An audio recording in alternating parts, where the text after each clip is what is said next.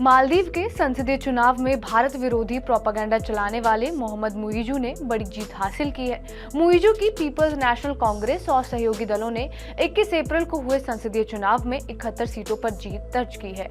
मालदीव की संसद में कुल 93 सीटें हैं, जिनमें बहुमत के लिए 47 सीटों की जरूरत होती है। यानी मुइजू फुल मेजोरिटी के साथ अगले 5 सालों तक मालदीव के राष्ट्रपति बने रहेंगे।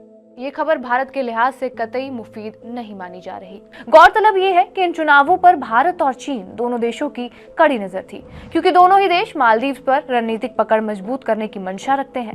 मुइजू की पार्टी की जीत के बाद अब मालदीव में आने वाले 5 सालों तक चीन के समर्थन वाली सरकार रहेगी।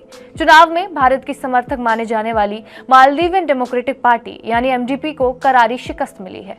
एमडीपी ने चुनावी मैदान में 89 उम्मीदवार उतारे थे। इनमें से दर्जन भर उम्मीदवारों को ही जीत हासिल हो पाई।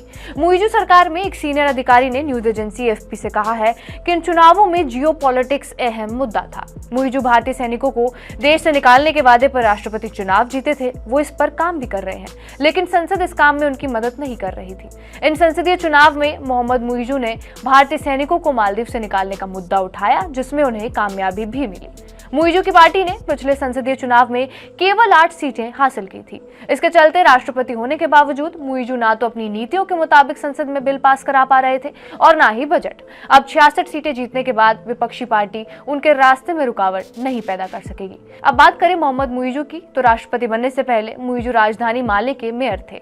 भ्रष्टाचारों के आरोपों के चलते साल 2018 में यामीन को सत्ता छोड़नी पड़ी और उस वक्त मुइजू कंस्ट्रक्शन मिनिस्टर थे। यामीन जेल गए तो मुइजू ने उनकी party People's National Congress lead की।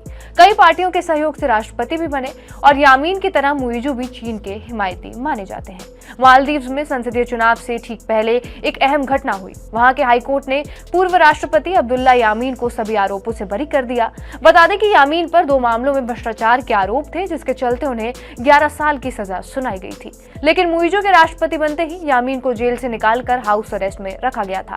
एक्सपर्ट्स के मुताबिक यामीन ने भले ही अब अलग पार्टी बना ली हो, लेकिन चीन और भारत को लेकर उनके रुख में ज्यादा बदलाव नजर नहीं आया है। अगर मुइजू और यामीन साथ आते हैं तो ये भारत के लिए चिंता की बात हो सकती है। हालांकि ऐसी संभावना कम ही मानी जा रही है। वीडियो के आखिर में भारत मालदीव के रिश्तों में तनाव की वजहों पर बात करें तो 15 नवंबर 2023 को मोहम्मद मुइजू के शपथ लेते ही इसकी शुरुआत हो गई थी। इसके पीछे कई कारण जिम्मेदार हैं। इनमें पहला कारण है मुइजू ने अपनी चुनावी कैंपेन में इंडिया आउट का नारा दिया। दूसरी वजह है मालदीव के मंत्रियों ने पीएम मोदी के खिलाफ आपत्तिजनक टिप्पणी की। तीसरी वजह है मुइजू ने मालदीव में मौजूद भारतीय सैनिकों को देश छोड़ने के लिए आदेश दिए। जबकि चौथी वजह है मालदीव ने भारत के साथ हाइड्रोग्राफिक सर्वे एग्रीमेंट खत्म करने का ऐलान किया।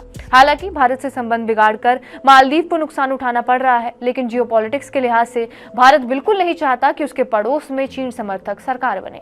ऐसे में मालदीवियन संसदीय चुनावों में मुइजू की जीत भारत के लिए बड़ा झटका मानी जा रही है। बहरहाल आपका इस वीडियो पर क्या कुछ कहना है, हमें कमेंट बॉक्स में जरूर बताएं। बाकी देश और दुनिया की तमाम बड़ी खबरों के लिए बने रहिए हमारे साथ TV9 डिजिटल पर।